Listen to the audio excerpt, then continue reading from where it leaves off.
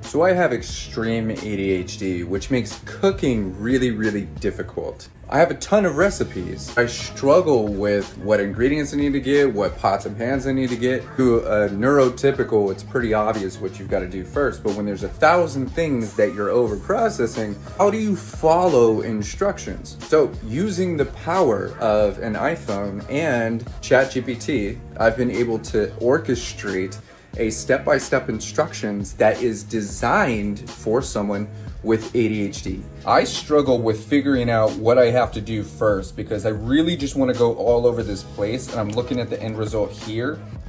So all I'm doing here is opening up my camera and taking a picture. I'm using an iPhone, and this recipe is from Every Plate. Highlight all of the text and hit copy.